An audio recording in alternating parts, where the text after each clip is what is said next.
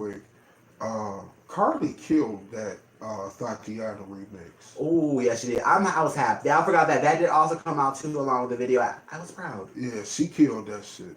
But my song of the week is actually a diss track um, from Screwface. Hmm. He's a YouTuber that does Hmm. music or whatever. You totally got me. I'm like, ooh. I'm like, what more movie? Come on. He remember Tory Lanez and that Yeah. situation. Yeah. He has done music with and has like a situation with Dax. And he came out with a diss track called I'm Not Joyner or Don Q. And yeah, he got at him. And it like wasn't super lyrical or nothing like that. But he got at him. Um and even afterwards Dax decided that he wasn't going to respond. He called him. They talked it out and supposedly, whatever. But yeah, that would actually be my diss track. That would be my Song of the week because of this track. Screwface. Okay. uh, Yeah, definitely YouTube. You know, there's a lot of talent there. Especially YouTube is such a damn industry now. Damn. yeah, I It's an love industry. it. But you know what? And I like it too. Don't get me wrong. It's just 10 years ago, like, cause it's funny, cause like I watched so many subscribers that are like my age, and I kind of so I say it like this because I started doing YouTube when I was like 12, 13 years old. So when I know people who've done it now for 10 years and they're now getting their due or now really getting big or just like knowing like how much and in the see, past people can do much with YouTube and how crazy they're so like that's nitpicking now. It's just like, are you kidding that's me? why I kick myself in the ass because 10 years ago I was on YouTube. Mm-hmm. I go like if you go back on my artist page, you could see all my old videos up there back then before it got popping, and I'm just mad that I didn't stick with it. You know what I'm saying? Continuously to be one of those people, but you know it's Still never too late. opportunities out It's there. never too late. Yeah, it's definitely never too late, and especially so definitely for anyone that's starting YouTube or want to start YouTube or be like an influencer, it's never too late. It's just really finding what you are passionate And I about. tell you this now, it is a job. Do not think this shit is easy. Okay. By no Oh. means. Man. You can make this a job now, but that's the thing too. Shouts out to Zachary Campbell, which is actually one of my favorite YouTube influencers and YouTubers. He's actually a Detroit native. Shouts out to you, love you, boo. He was talking about actually that he does a podcast for like members only on YouTube, and he was actually talking about a little bit about YouTube because he does it professionally. He's been doing it now professionally for 2 years. Out in California, he was saying he's been doing it for almost 10 plus years, and he's just now really getting his his traction together, and what works best for him, what content he likes, and what to bring out. And that's hard, especially when you want to be able to be such not only an inspiration or influence other people, but be able to bring your own teas, your own talents together. So that's really hard, and to be able to find that and be able to just spearhead it is really awesome. So don't think it's ever too late. But then I will also say definitely treat it like a job, treat it like you would treat a 9 to 5, because at the end of the day, it's a business. YouTube at this point is a business, and you gotta be able to move like business. You got to. And this shit is so like literally. I go. Thank God my job is as lenient as it is. I won't go into details, but I literally get off work and come home and do this shit all day. And by the time it's time for me to get ready to go to work, I got time to take a little nap. And this shit is a job. Yeah. But, and anything that you stick with will eventually end up paying off if you're passionate about it. So, if you're passionate about it, I suggest it to anybody, but just definitely find something that you're passionate in so that it don't seem like work. and you be motivated to do it. You know, that's the only advice I can offer. That is true. Especially, so definitely be sure y'all don't give up the fight. Cole, what's your song of the week? Don't have to fight. Oh my. I mean, it is what it is. Definitely, I mean, you want to be an influencer, don't fight it, and especially if you feel like you can do it, definitely do it. It's only gonna get bigger from here. That's the thing. Like these, and I'm sorry, this last thing. A lot of the like YouTubers like Shane Dawson, Jenna Marbles, all of those, they've been like doing this for so long, and now you're starting to see, newer people come into the forefront, like Denzel Dion and all these other, like PewDiePie and Ninja and all of them. They're now coming out. It's like it takes time, so find what you can. Music artists that have come. A lot of our current music artists have come across from YouTube. Justin Bieber, Dua Lipa, Ariana Grande, they all started on YouTube. Tori Kelly. Yeah. Isn't Hallie and Chloe? Sorry, YouTube as well. That's how Beyonce found them. It can happen, y'all. But yes. Yeah. So, song of the week. I've not been listening to anything new. So, I'm going to take 2 spots because we don't have a co-host here. And plus, this was one I didn't get to put in because I was a bit late to the party a few weeks ago. Don't be tardy to the party. Anyway, first one, it was a little bit of a jokey one because I was driving a long distance over the past weekend for my vacation. And it popped on the radio, and of course, all my boys were asleep, so they didn't really see me gigging out to this shit. But I was having a complete moment, and it was to Catchy Song off the Lego 2 soundtrack. And it's I gotta get the name because I don't remember the name, but I think it's Dylan Francis. Ooh. Yes, Dylan Francis with T-Pain and that girl Lele. Oh, I have heard that before. So this song pretty much comprises every damn cliche element of any dance pop song that you ever heard. And as the lyrics say, it's gonna get caught in your head, and it pretty much did. It's stupid as fuck, but you can't help but love it. So they got you hook, line, and sinker. I was like, yeah. Listen, I'm all for a good dance pop song. So hey, if it kept you awake while you was driving, right, exactly. I'm all for it.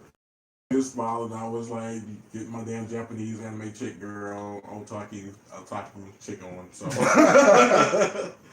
but the second song was one I wanted to introduce a few weeks ago, but I was kind of out of it. I've been drunk, who knows? But I wanted to talk about Summer Walker and Graves. So this song is pretty much fire. It's pretty much not to be confused with Casey Musgrave. No, not Casey Muskrat. Don't do Casey. I keep dissing this chick, but I've not heard the album, so I'm not sure if she was. Casey Musgrave was a good album. But Summer Walker needs to have some attention paid to her. Yes. I didn't know she plays bass. Does she? Because I think I remember seeing a video. I think she was on Jimmy Fallon. I want to say, don't quote me, but she was playing. I have to look. All right. But yes, she's pretty much in the adult contemporary lane, but she employs elements of jazz in her stuff, and I'm just here for it. Her album is amazing. But Graves is pretty much talking about us dudes coming along always talking that shit about what we're gonna do and all that kind of stuff, and her just not being there for it. And we've all had those moments with others coming at us for shit too. This is another one of them girl power songs. Kind of, but not girl power. It's kind of like that, but being in our kind of situation, I can kind of vibe with it myself on a level. So I liked it. She came hard with it. The music is fire. Her delivery is fire. It was something different that's not on the radio right now. I was there for it. I love the whole jazzy, slight bit of hip hop sass to it. So definitely, Summer Walker's definitely been on my playlist. So definitely, she's dope. I'm gonna get more into her, so that's really good. This week was hard because again, it was not a lot of new stuff that came out. I dipped into some old stuff. So what I ended up doing this was due to the video, and that's why I chose this. And then also the song got into my head this past weekend. And it is 365 with Zed featuring Katy Perry, which that is my song of the week. Close second was "Cause I Love You" by Lizzo. Cause goddamn, she just growls in that video, growls in that song, and the video is key too. Like Not for actually serious video. growls. Like the Like grr. no, but like Is there something wrong with growling? What's up? I mean, if she was doing it, I mean, yeah, like I would. What the Yikes. hell was going on in this video? But yeah, well, yeah. So in the song, like she sang with so she- That's more of a. like Chewbacca, is that? that's not even Chewbacca. All right, no. That's more Is that Chewbacca. more Cardi? It's like a drunk cat purr. Cause that's What the not hell? even a growl. That's a chirp. Like a kirk. Like, Right, that's the truth. So This podcast just got gay as fuck. As if it wasn't already. come on now, all right. So yeah, 365 is my song of the week. This is a good coming. It's not a. I won't say it's her return, but it's a good comeback song for Katy Perry. Been a very big fan of Katy since one of the boys, Teen Dream and Prism. Witness was a she was cute. Not my favorite album, and I really think Capitol pushed that album to her, but it is what it is. But it's Zed's song featuring her and Zed doing the production, of course. Zed is also one of my favorites too, and the song for him and the production end, it's new for him. Definitely hearing the song is something newer. It is more of a tropical house sound, which I really haven't heard Zed did I have to hear this now. well, which is interesting. And Katy, you know, Katy's a great songwriter, great pop songwriter, has written for so many people, from Britney Spears, Miley Cyrus, and then on beyond. But she just is very good with lyrics, and the song itself really kind of talks about longing for someone, but it's kind of more of a one-sided relationship. And you know, with some of the lyrics and choruses, you know, saying, you know, are you going to be the one that's going to be mine? You want me on the Monday night, Tuesday night, I want you every night, 24/7, 365.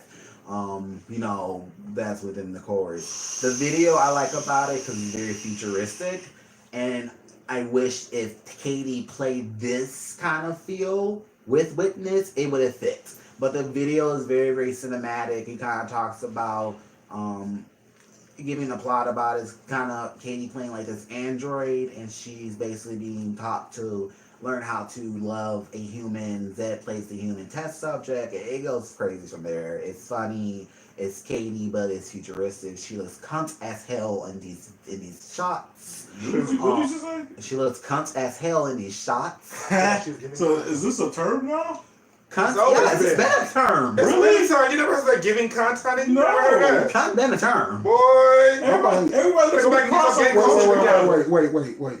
Me personally might have to revoke your gay card.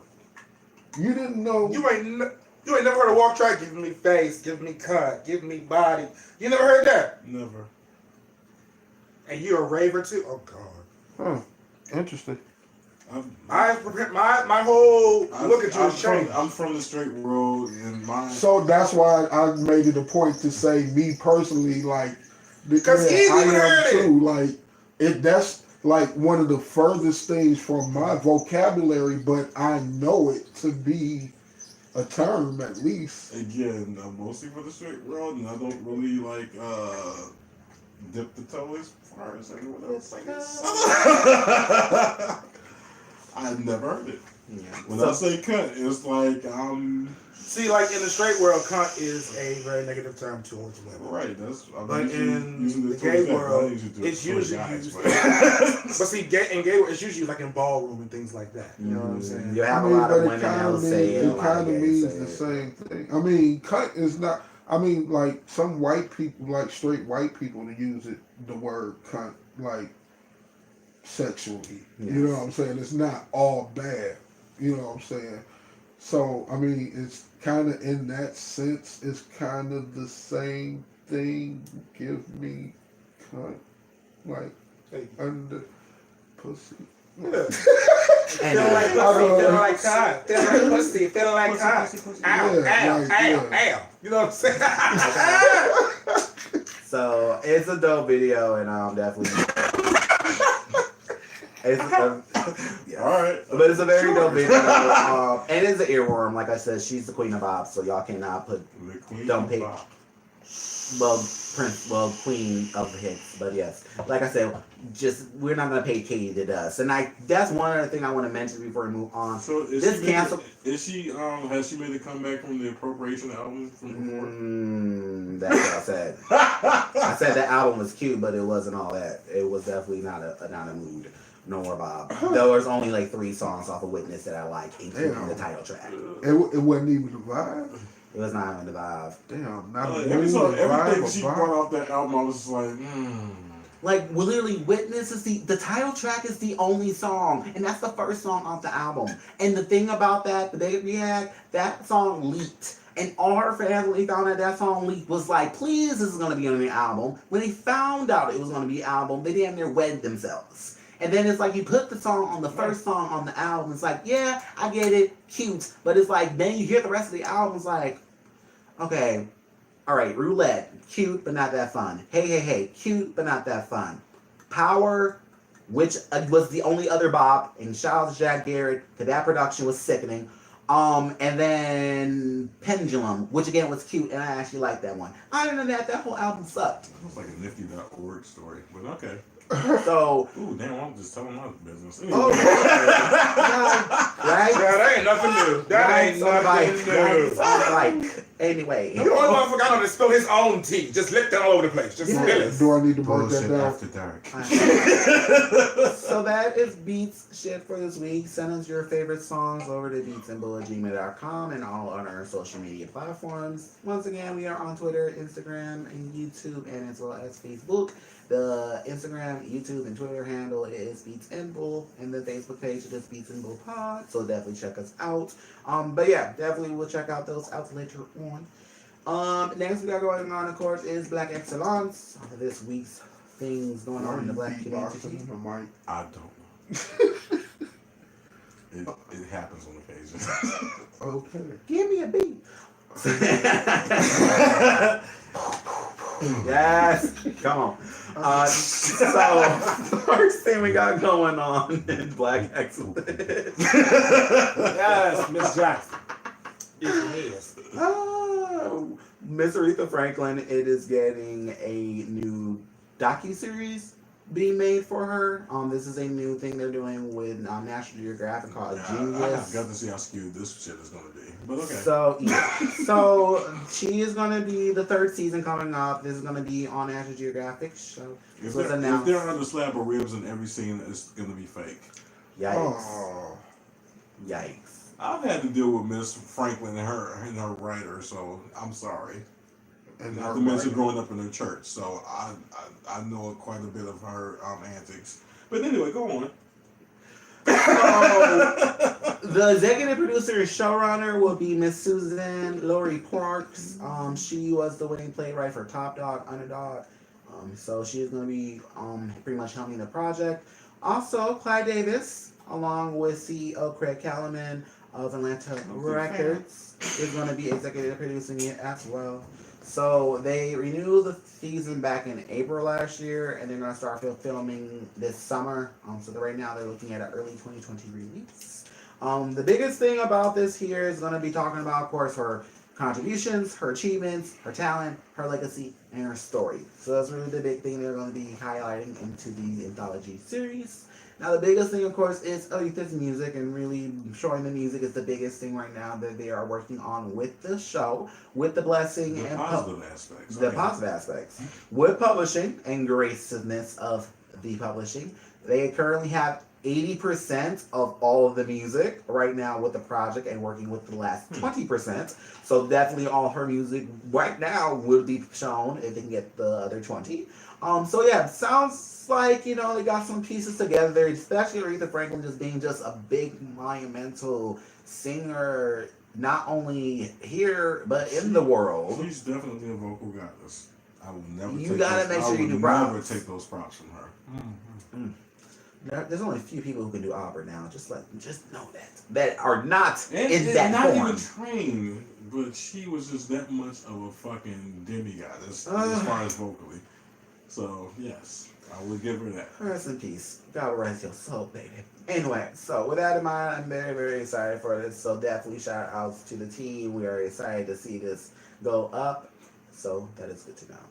Next thing we got going on, Black Excellence is a local church over in Virginia. So Howard University got a very lovely donation by a Baptist church of the name of Afro Street Baptist. They have raised $100,000 towards students to help out with different resources and funds. One in particular was a Miss Maya Thompson. She was a graduated student back in May from the university, but realized she was $2,000 shy of finishing. She was also a single mother.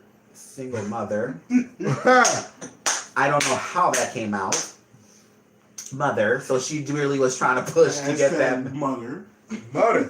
Mother, may I? That's some country shit. Mother. That's more tough. That's like mother, like tough mother. Damn. Hey. Just curving that boy. Motherfucker. Motherfucker. Okay, Bernie. And so financial aid did not help either. So that benefited towards her finishing her last year. So this had benefited a total of 34 students, and they were in depth. So definitely it was a good thing. So good outs to Alfred Baptist Church for doing this for a local university, especially a Black university. So yay! You're definitely happy for that. Money. Wow. Yes, so definitely good for that. So, like I said, definitely shout out to those 34 students. You will definitely be finishing your education. So, good to know. Wait. Education. You said, Education. I hope it's not an execution. Ooh. Y'all keep coming for my twang, damn it. Damn. We love you, King. The love is mutual. Anyway, the last thing I got going on for Black Excellence is a little bit more on the entertainment end, but still a very good moment. Miss Tamar Braxton last week was announced the winner of Celebrity Big Brother. So it was Tamar, right? Tamar. I think I was calling Tamara earlier. Tamara? Did you say Who have you ever Tamar? I was not saying the extra Who have you syllables. ever heard her call? Tamar. I've literally never heard her name said aloud. Tamar. Never. Well, really?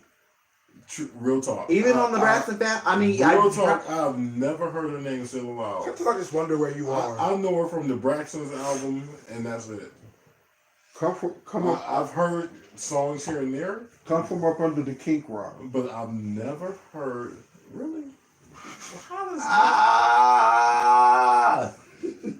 does my leather life have to do anything about this? Because you know not what goes on around you. Okay, that is a fairly recent thing.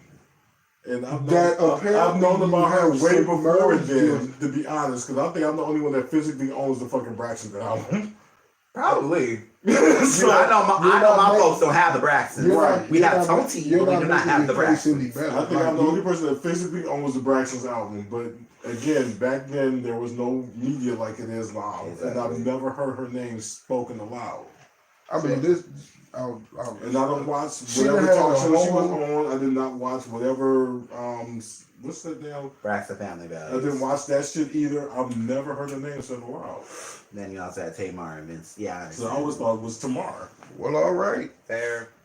So this is a very big thing for Big Brother because in the all of history in regards to the show, she is not only the first Black person, but the first Black woman to win Big Brother in general. So this does make her, a very big deal. The only close person. Yeah, I can't think about the closest person. I know New York was over at the UK version, but she got out like the third, fourth week. So for Tamar, for not only, sticking it out, her and Candy being in better terms, and also winning the cash prize, that's really dope for her. I know they were talking about a little bit before Big Brother that she was talking about getting her own reality show, like after Tamar events and everything. Yeah. This really will push her now to get one. I mean, she's good for TV. I mean, I'm not gonna lie. When the first time I saw Tamar, yes, she's problematic. We're not gonna lie. She gave us problematic teas, but is she good for television? Yes, she is. All about that whole mess.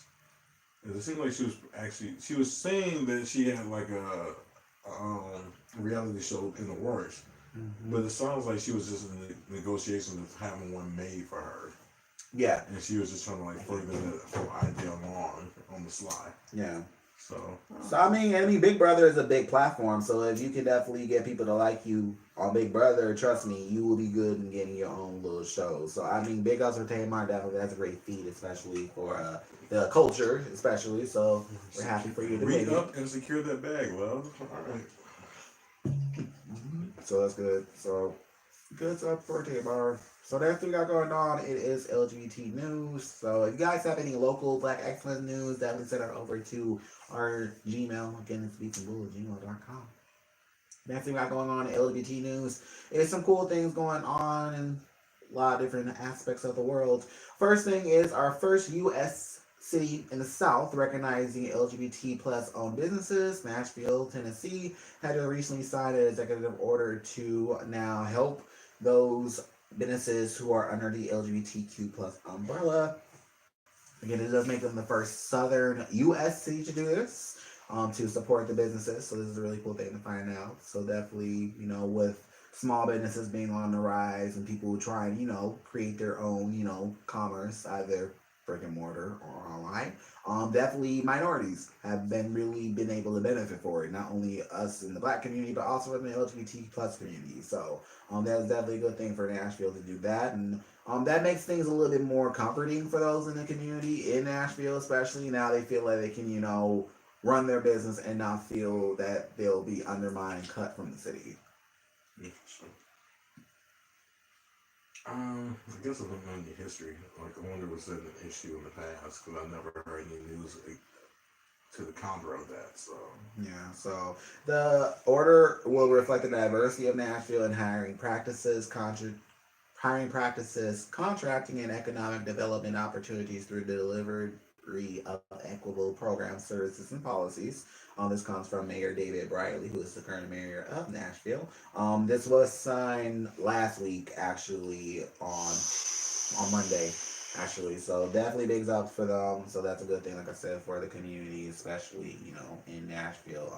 Southern cities and southern states are warming a lot to us more. So that's definitely good. Hopefully this trend goes forward to other cities to start, recognizing the LGBT plus community and understanding that, hey, we are here to make money like y'all. So,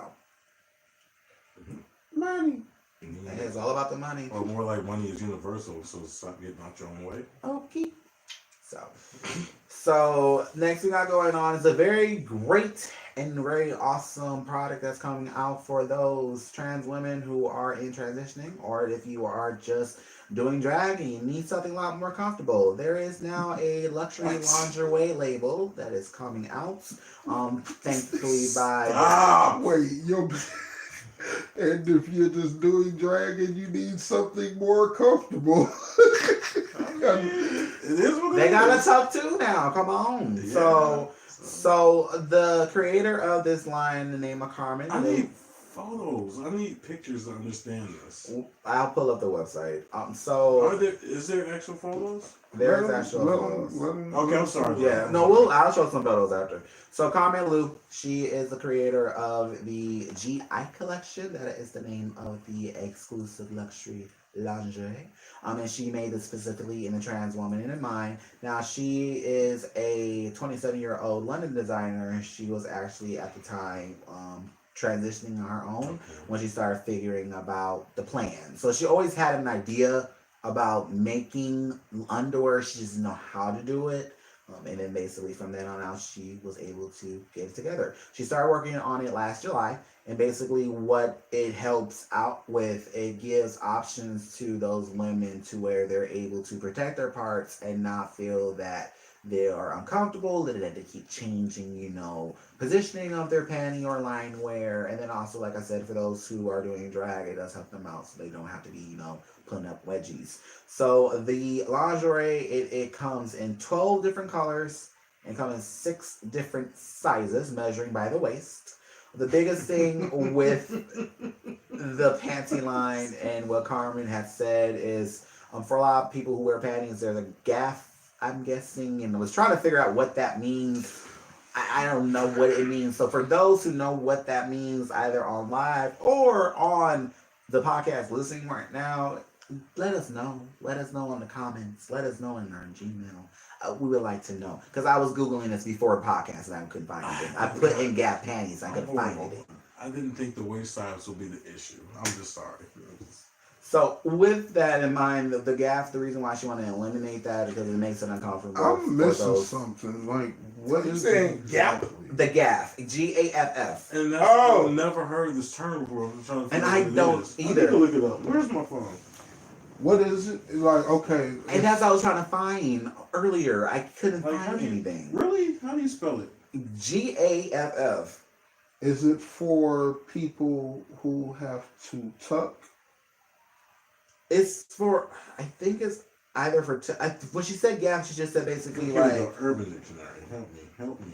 Give me life. Oh, hold up. There you go. Gaff is the item worn as a means to concealing male genitals when wearing traditionally female clothing. Okay. It's a generalized, so that's what it is. Basically, it's just something to be worn so you can wear women clothing. And basically, I guess what she's saying is like it helps hide the man parts. Basically, and basically what they use currently. Yeah, and what they use currently basically is like it hurts basically. Yeah, that's what I can't. It's pretty much the equivalent of a wedgie, basically. Off panel, off podcast. I was trying to figure out how this would be made. So I'm thinking like, is there like a pouch that has like a strap on the end of it where you can like tuck your stuff into it and then like have a strip that goes to and snaps to the back like a G-string? I'm trying to figure out how this works. So I just lost my phone. But I don't know. I'm trying to understand. We'll check out some pictures after. But along with the lingerie, she is also planning to create bras with it as well, and then also tucking tape. Biggest thing, especially when you are tucking, there is not a adhesive that's safe with the skin and also not irritant. Most people use like masking tape, duct tape, things like that to keep it together. That shit personally, hurts. That shit hurts when I'm just getting a shot. They putting gauze on my arm. I can't imagine that being on my fucking genitals. Like, what the fuck? Personally, knowing a few drag queens and knowing a little bit of the process is. Hope you shaved. That's another thing too. Yeah, that's something that shit hurts. So yeah, so it's definitely a good thing, especially this is gonna change, especially how those women transitioning wear lingerie, and especially for those drag queens that use it as well. But basically the biggest thing is she wants to get complete comfort with the lingerie, so big up to Miss Carmen for doing that. She was also a former ballet dancer as well. She is going to be doing her first launch event and fashion show on 28th of this month, so if you are in London, definitely check it out. And that's a big thing, so we're really happy about that. Shout out to Carmen for bringing that great lingerie for our trans women. Yeah, so definitely a good thing with that. And then the last thing going on with the LGBT news is a very fun one for a lot of our cheesecake fans and those who love our lovely Golden Girls. Golden Girls, they are going to be having a theme cruise coming up in the next year. So it is going to be very, very fun. It's called the Golden Girls SC Cruise. And it's sponsored by Flip Phone Events. Basically, it's going to be taking fans of the series to a 5-part journey through Miami, Florida, the Mexican island of Cozumel, and Key West. There are going to be basically itinerary of certain games and events based on the series. So basically, you can go to the Rusty Anchor, do karaoke night. There'll be a fancy dinner party. There'll be a bar crawl, themed bar crawl, Dorothy's Bingo. So really, if you've been a fan of the 8-season run, you will definitely be happy to check this out. I'm a fan myself, so I'm very excited for this. Just definitely want to try to check this out. to spend time down and not only be around, Golden Girl fans, but then also just shit. I mean, it's Florida and it's Mexico and it's Key West. Hello? So that just, in general, it's fun. So the actual cruise will start February 24th of 2020. Right now, there is US dollars and euro, so of course you can also buy it internationally. Right now, for a single occupancy, is 1,000 bones, and for euros is about $884. What is that again? $1,000 for a single occupancy. No, I'm saying what the location. Oh, what it is? What the location? Oh, location. They're starting off in Miami, Florida, and then they're going to be spots to Cozumel, Mexico, and then over in Key West. How many days? 5. You trying to book you a trip?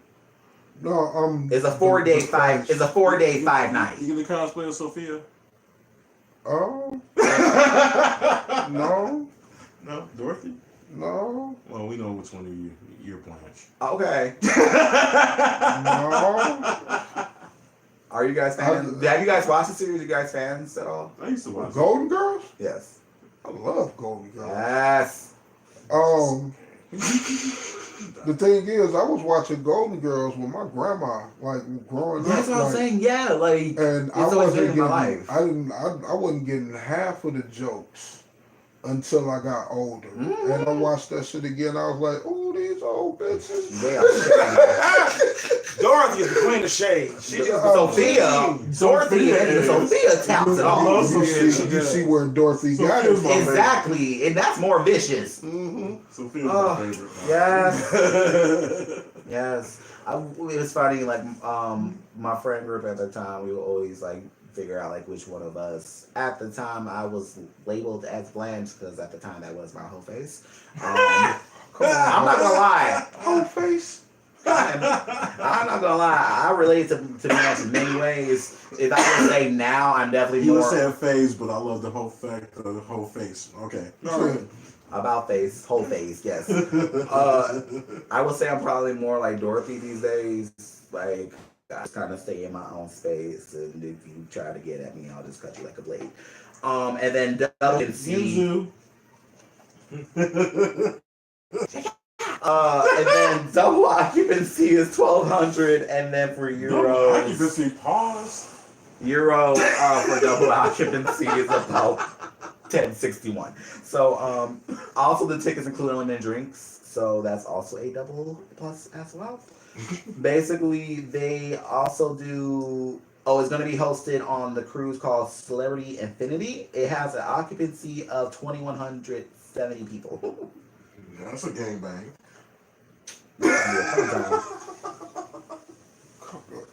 A gangbang You thinking with gangbang though? with pretty much everybody on there over what 50. No. Old folks be getting in there. Sorry. There'll be some old folks. There'll be some very young queens, and all in between. Well, yeah, you're right. Yeah, I forgot about that audience. You try to be there with that good thing. But with that in mind, next we got going on is Tech Ship. All the fun things going on in the tech world. So first we got going on in Tech Ship is the NBA. So the NBA actually had their all-star tech summit this past week, and it's pretty much just like a tech summit. Basically, it's the organization showing you all the fun and new things of technology they're trying to do for their audience. Some of the things that they teased was trying to do game entry with face recognition, as well as hologram mascots and more personal experiences when it comes to the game. The one big thing in particular they talked about was jerseys. I mean, And turn that- it down. The volume is actually down. For some reason, the noise is unaffected by the volume. I can feel by your side. Okay. But I don't know why I thought Khalid. Sorry. But anyway, with that in mind, now you can start getting like your jerseys customized. So this is all stuff that should be out or be done. They said by 2038. So this is like literally like not even in the running of like the next 5 to 10 years. But basically, they teased the idea that what they will start doing around that time and close to that time is there'll be the option now where you can just download an app onto your phone, and then basically, if you have the appropriate jersey, you can go on the app, change the number, change the name, and even change the color. So if you want to go from a Celtics fan to maybe Warriors fan, you can do it in the snap.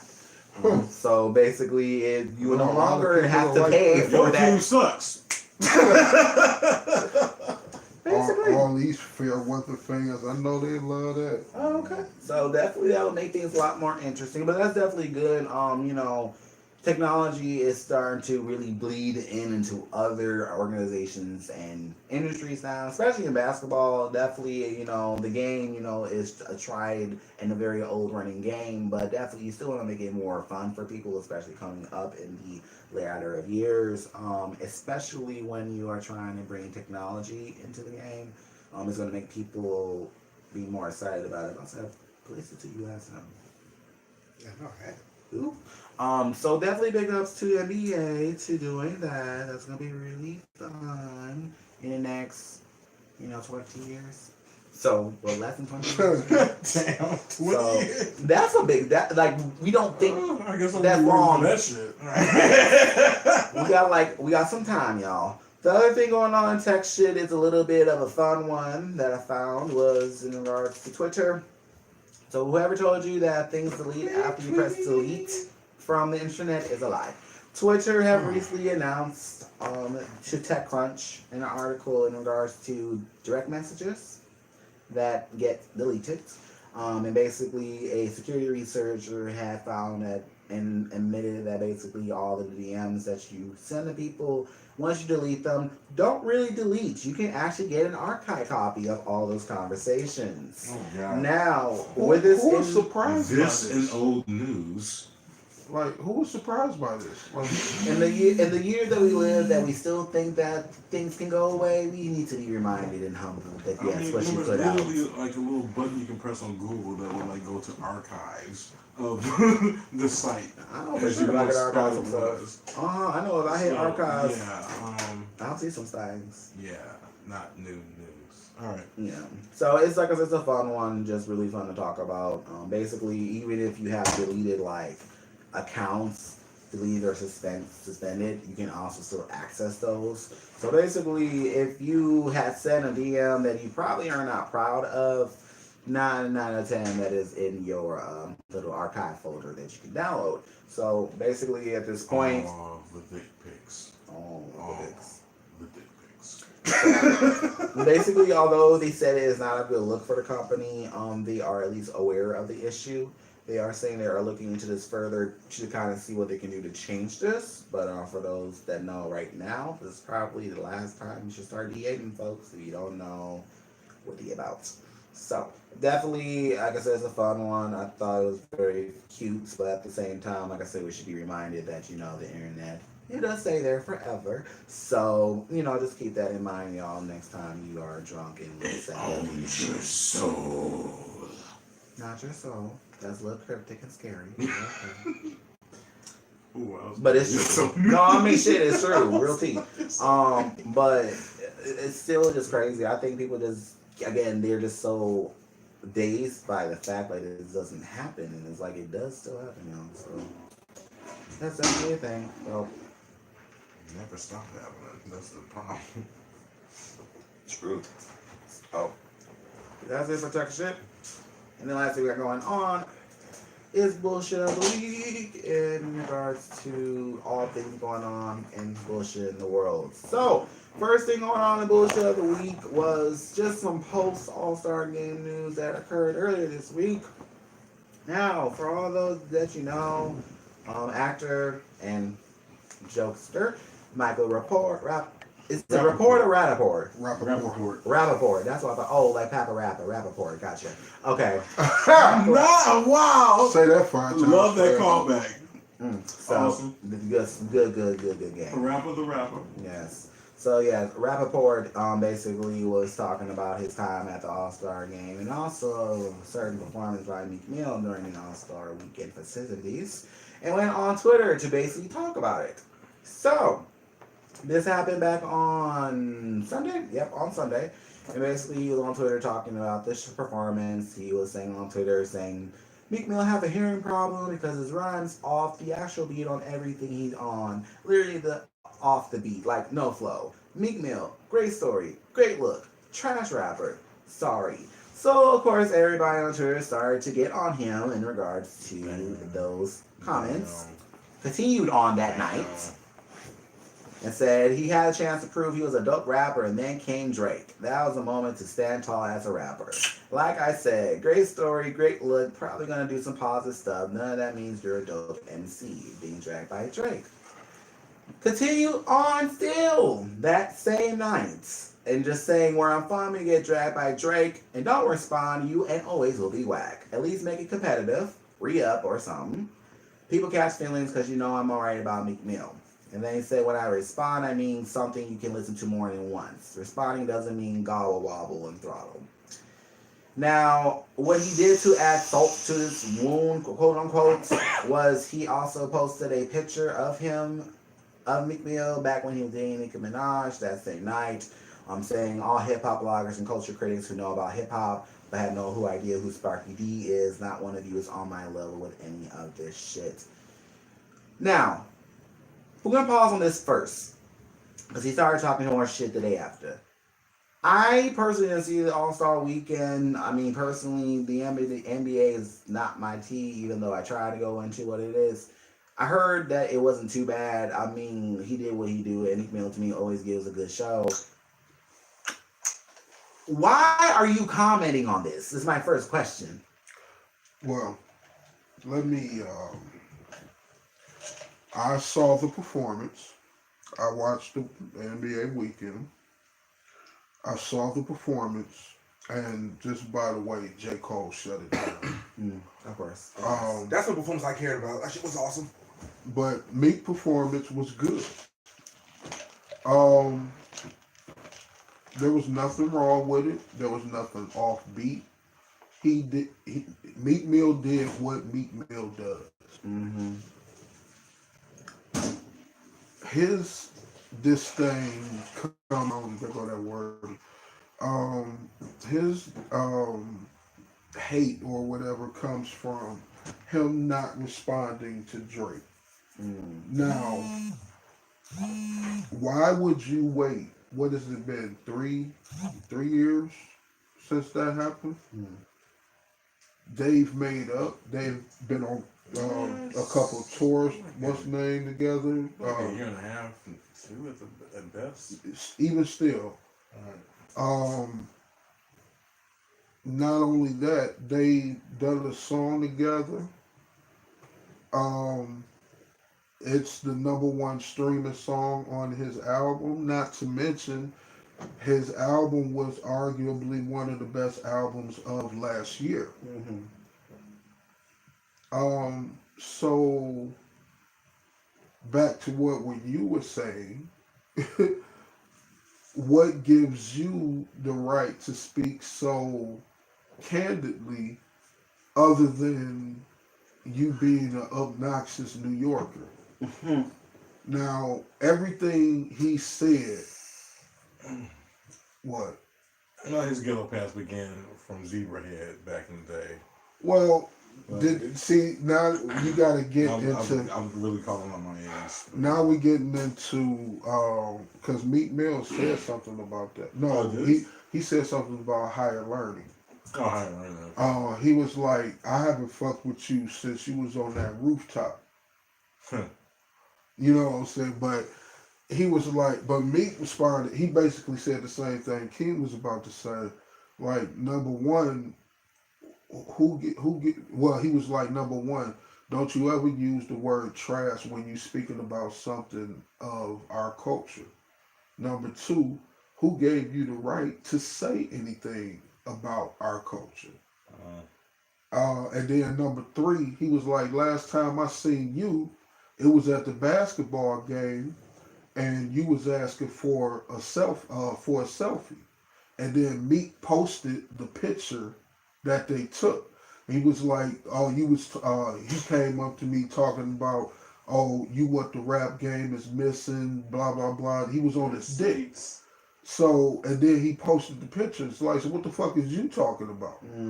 You know what I'm saying? So he shut that down real quick. And then now he's on this. I shouldn't have used the word trash tour. Like he was on Sway in the Morning. He called in, or they called him, one of the two. But he was on Sway in the Morning today, basically saying I shouldn't have used the word trash or whatever. I saw he was on, I think it was First Take or something on ESPN, and they talked about it on there. Like now he's on this I didn't mean it tour. You know, so you know. Let me read this for Phil. Because Michael Rapaport is from my era, what we know him from was from Zebrahead, which is one of the first like hip hop films that introduced inclusion of white people within our culture. And so we had given him a pass through that venue to, like, you know, represent our culture in somewhat, you know, in a minute way. But back then we didn't have the presence of Social culture media. through social media and everything like that. So as time has progressed, his ghetto pass has become very like Swiss cheese. Because back then we didn't have the information to like go through your history and really figure out what you fuck with, what you actually know, what your actual your actual imprint is upon our culture.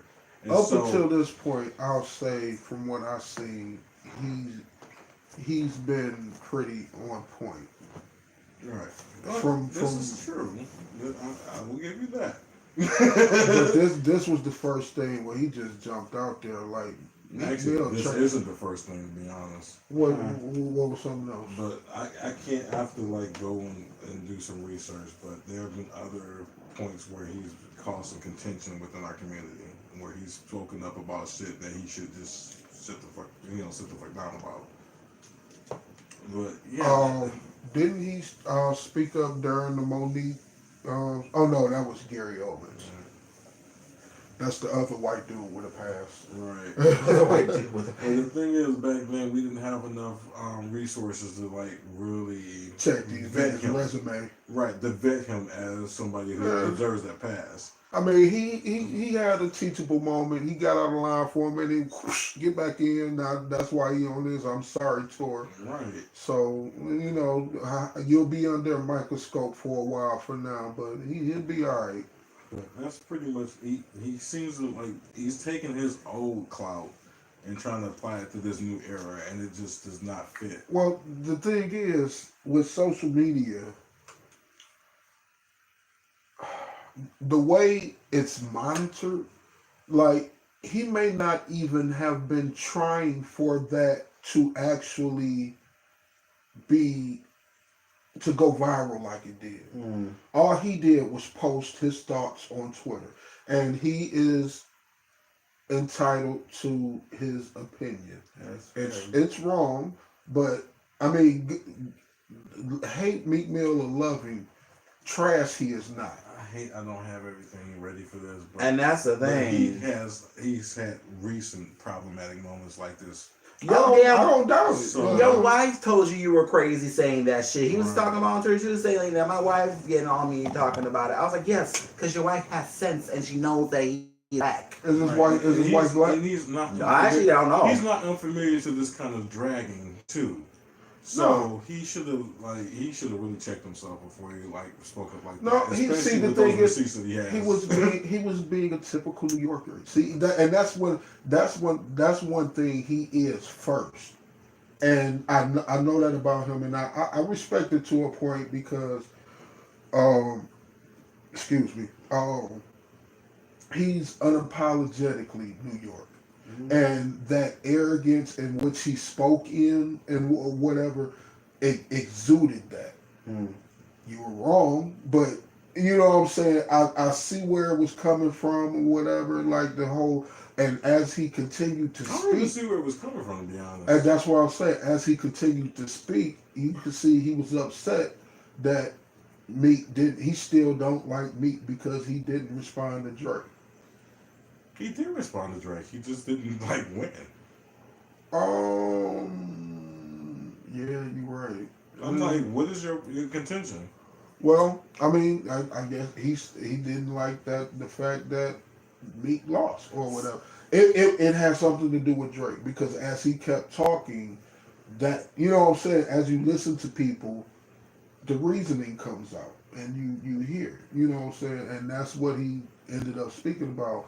Oh, anybody that from where I'm from, if you get dragged by Drake, you trash. Blah blah.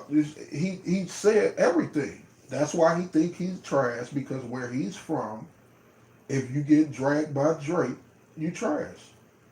That's stupid. It is, but that's what I'm Yeah. saying. If you listen to people, they'll give you everything you need to hear. Exactly. You know, and This that's is true, but I'm just like using that as the metric of this argument. Like, regardless of the fact that you don't like the fact that Drake sings songs to the bitches and everything else. Ooh, I'm sorry. Sings songs to women in general, whatever. Drake is a proven MC. He's kind of a proven battle rapper in the venue of pop, the pop arena, the hip hop arena. Yeah. I'm just saying a this. tad bit questionable. Well,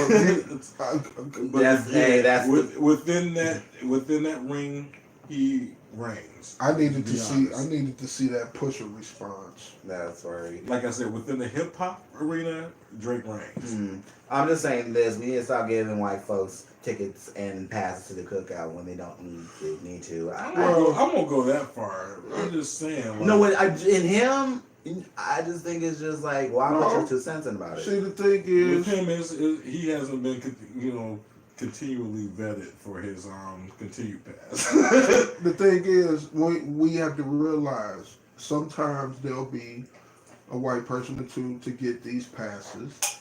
Cool. They've proven to us to get this pass. They've proven to us that they're at least down with the culture.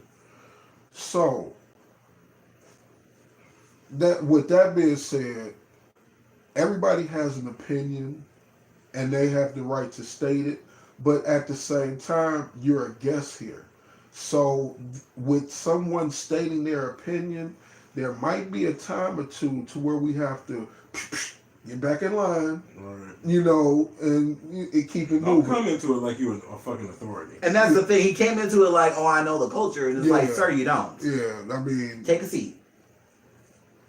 yeah, so. From what I've heard and what I've gathered, what I agree with, it's Speak up. not. Excuse me. From what I've heard and what I've gathered and what I agree with is that it's not just being down for the culture. Being down for the culture, to me, is just wearing our clothes, speaking our language. You know what I'm You have to saying? put Listening into to the our culture. music. Being down for the culture to me means being on the front line when shit gets nasty. Cause like in t-shirts, everybody want to be black till you get arrested. Everybody want to be black till the police come. Yeah, that is very fucking true.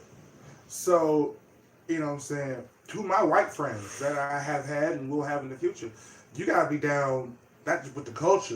You gotta be down with the struggle, honey. You gotta be down with all of it. Hey. You know what I'm saying? One of my Because good we live sis- it every day. And if you don't understand and don't get it, then don't fuck with it. Exactly. One of my good sis, Kalila, one of my favorite singers at this time, she had posted back on Instagram, I think a couple weeks ago. She just basically went all ham and just basically saying, for a lot of our white allies and those who say they down for the cause, you just can't be saying like, oh, I'm down for it anymore. Like, you have to actually do the work to put yourself in those shoes, do the work to actually make those connections, to make those conversations. Oh yeah, don't nobody get no free pass. You got to work right you here. put into it. I mean, and he has, he's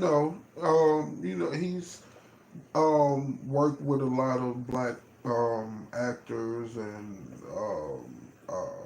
directors, and he's been in the culture. I won't say he hasn't, but and like I say, with everybody having an opinion, white people with passes included, sometimes, it's just like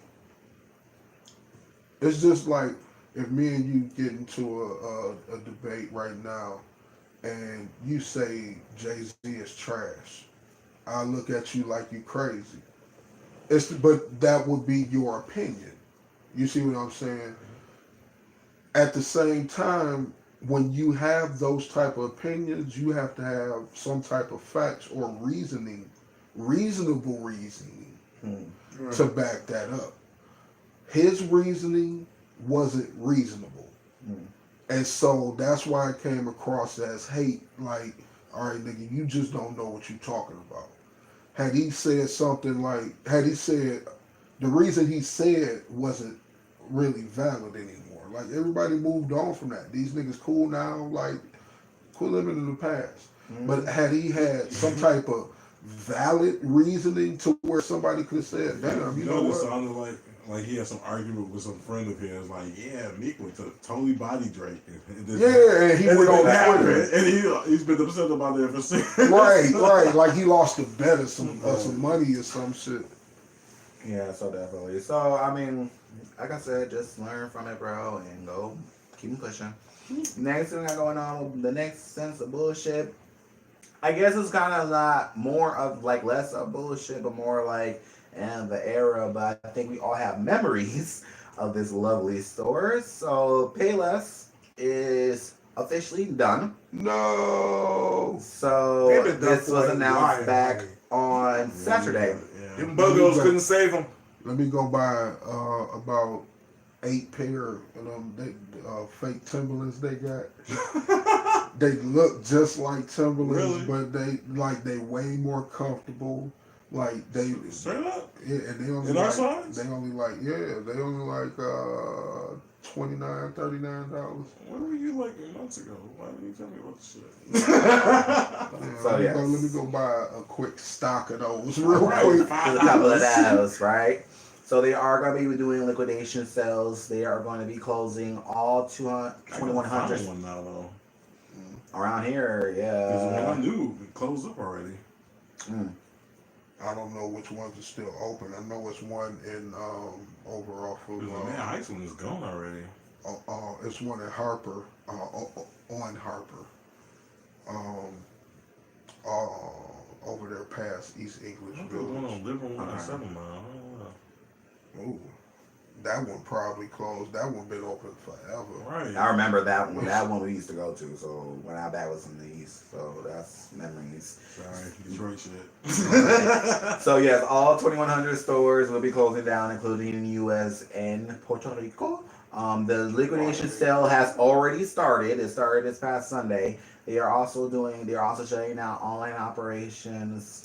Now I'm they gonna search will, for the closest Payless. I'm telling you now. now all stores are supposed to remain open until at least the end of March, Damn, that's quick. Damn. and then the majority will remain open until May. Damn. We gotta make a move. Damn. Right. Basically. Pop bottles. Pop laces.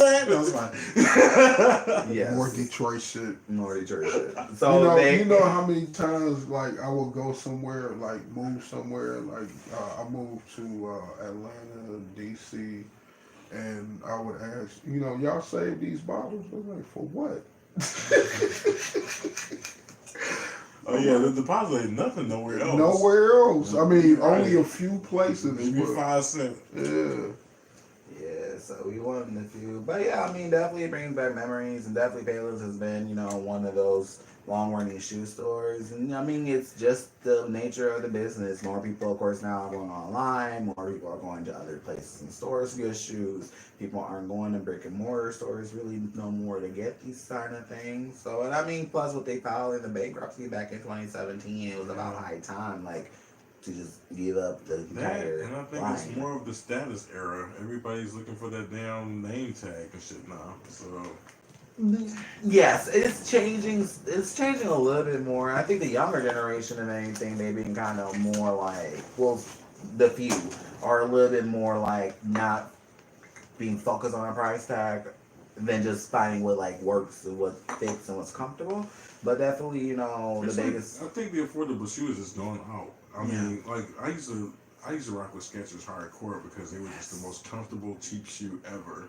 and not Man, New Balance was my shit. Yeah, and New Balance. And like New Balance ain't necessarily cheap no more. No, that's they gained popularity. Like back in the day, they was paid less shoe down. That was my point. Like even those have become like expensive ass brands and shit now. Mm-hmm. Like the shoes are no cheaper than like $60 and shit. Can you blame them? And like hey, the standard is around $100. It's not even that though. It's that, but also you have stores like Models, Sports Authority. They carry shoes. You know what I'm saying? And sometimes they don't carry shoes as expensive as Foot Locker, you know, in places like those. I used to work at Burlington. They have really good stuff too. I got me some pair of Adidas, some Converses, and Levi brand shoes. Not to mention, I got some good Rockport. Trust me. Oh God, Rockport. Walmart, Target, I had Rockport, TJ Maxx, Ross. No one realized they all sell expensive my fucking shoes were. Yeah, I got stores like they're like my shoes cost way more than yours. But that's the part. They sell shoes in all department stores now, so you don't, and they have reasonable prices. So pay less is not really needed when you already are paying less. And then also people going no, to you're actually not. That was my point. Like that markup was real. They phased up the cheap. They phased off the cheap shoe. The cheap shoe became just more expensive. Everybody wants a damn name brand now, regardless of whether or not you're cheap. So all they did was like raise the price of the cheap shoe and turn that into a status symbol.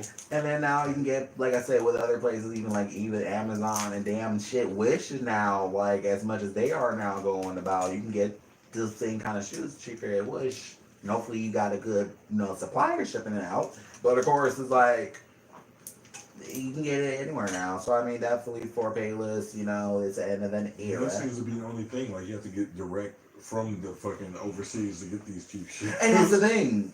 Shoot, I'm about to say that's another thing, which that's gonna be another venture. Stay tuned.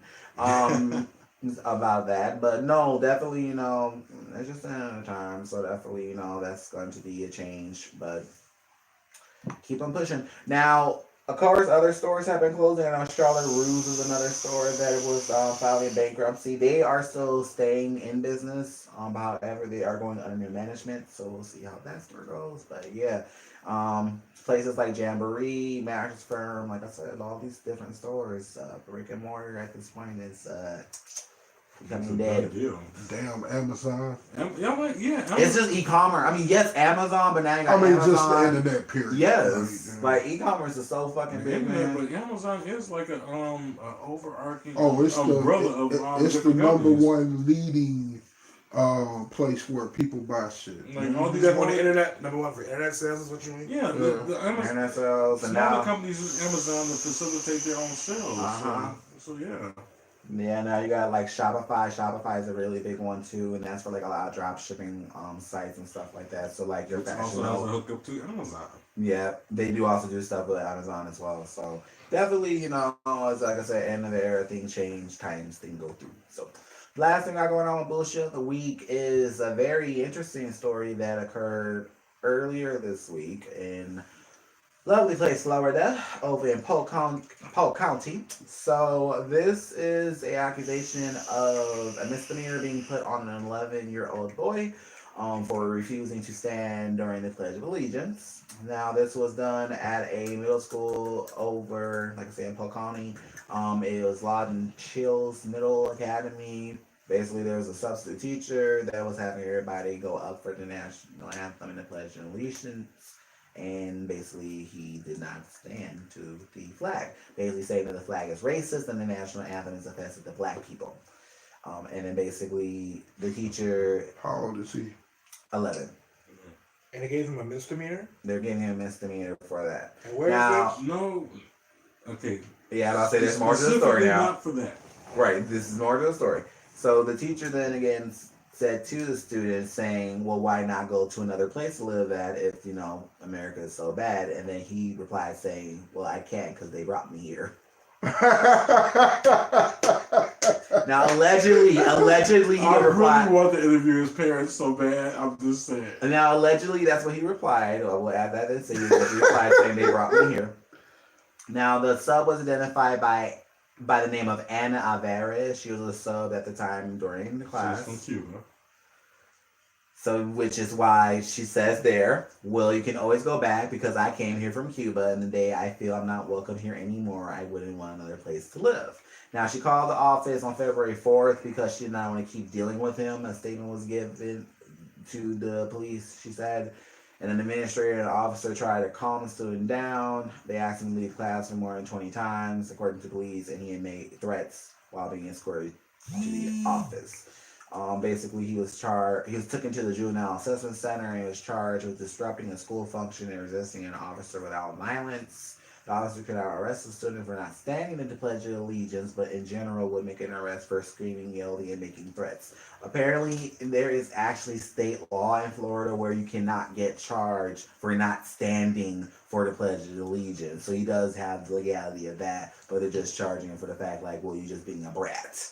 But there's more. There is more. Now, the mother, by the name of Tacaria Talbot. Come on, Tacaria. Ooh. Tacaria over this bridge, honey. Come on. Don't come on yet. I'm just waiting. Okay.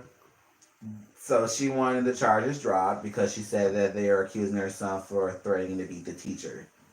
Now, she said that they... Accusing her son for what? Threatening to beat the teacher. Yes, because they're also So that's what he was charged with. He was charged with pretty much yelling and screaming. So pretty much not complying to an officer. That's what he's getting charged for. And for resisting arrest? He can't arrest him.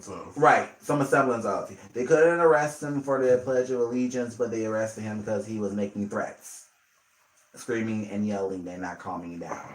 The mom said that the substitute was wrong and way out of place. If she felt that there was an issue with my son not standing for the flag, she should have resolved it in a way differently than what she did. Now, the sub did actually get fired from the district, so she's no longer working. Mm-hmm. The district is also reviewing training for the substitutes as well. So here's my thing about that. Because this little boy, young man at this point, really, stood his ground and knew his law. Y'all can get on him. The fact that y'all was getting mad, the fact that the young man was making threats, it's funny. I don't think he will be making threats unless, it was in harm, let alone beating the teacher up. I think y'all just trying to say, because, of course, he's a black young man, that's why y'all trying to say this. The thing about that as well is, for someone to say that, and don't get me wrong, and correct me if I'm wrong, Cubans will be considered white Spaniards, or like white Spaniards essentially. They're typically white skin, yeah. Okay. Look, don't get me to offending nobody. So no, because the reason why I say that, because this kind of, it's not a, I won't say a trend, but I kind of do see. They have a similar issue that we have where we color shame ourselves. They color shame themselves. The lighter, the better. And that's the thing with that. Damn near every culture. So So basically, with that, for you to say that's and that's the thing. Yes. And that's the whole thank you. And that's the thing. I would just say this: for you to say that statement, for me, means you don't know history. And for you to say that, say like, oh, I can always go back. Yes, because you was never enslaved, boo. And of course, probably your family was never enslaved. Whence why you can go back. A lot of our family history, 9 out of 10, your family history probably have slaves. Just flat out. Flat out, your great-greats ancestry was probably locked in some chains. We can't go to that. We can't go back to that history and say, oh, we can leave, because we were never allowed to.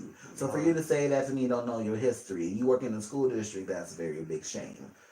Second thing with this as well, for me, the fact that y'all had to get the police involved, like really why the school couldn't handle this? Yeah. Instead of getting police involved to this, is my question. Y'all had an administrator. The administrator at that time, if anything, could have called the mama, took him home, and then y'all could have took care of it then. But no, y'all thought like, oh, he could be a threat to the school. Y'all went ahead and get police. I understand nowadays they're bringing police more into schools and stuff like that, and they have to bring them in those situations. But I think they really should have thought a lot more carefully. So I agree with the mom. They should have handled that a lot differently. They should have notified her first. First of all, just go all the way back. No, they could have just gone to the fucking principal. Go back to. I'm going back before that. The substitute was out of line for telling him, well, since you don't like it, you should go back to wherever. Right. You know what I'm saying? Well, however she may have dressed it up by saying, I'm from Cuba and I go back. Good for you. Well, that's an 11-year-old child. You don't tell a That child. was a if you don't- teachable moment. Right, it was a teachable moment. He could have said, if you don't want to stand for the pledge of allegiance, okay, that's fine. But then after that, tell me why. You know what I'm saying? That could have, like you said, that could have opened up a dialogue. Mhm. Not tell a kid, go back to where you came from. That's that other shit. I'm from motherfucking Maryland. You told me like where I came from. I'm going to Maryland. Mhm. We don't know our origin. We don't know. We don't know what country we came from Africa. We don't know where we. I came wasn't from. born in Africa. I was born in Washington, Columbia Hospital for Women in D.C. So I'm telling, look, don't give me that bullshit. Go back home. Go back to Europe. Go to Asia. I'm sorry, my shit might sound racist a little bit or dickish, but that shit. Motherfuckers say too much out of their mouth and her, cold. her plight as a Cuban coming over here and why she came here and why she pledges allegiance and everything. I understand, but can I get my What five? I'm you sorry, do- jump in. What you do, for whatever reasons you do them for, are just that, your reasons. And that's what you do. So that was her being a substitute. I get it. Not completely a teacher. So yeah, she Even if she wasn't a certified teacher, that'd be worse. well, if she was a certified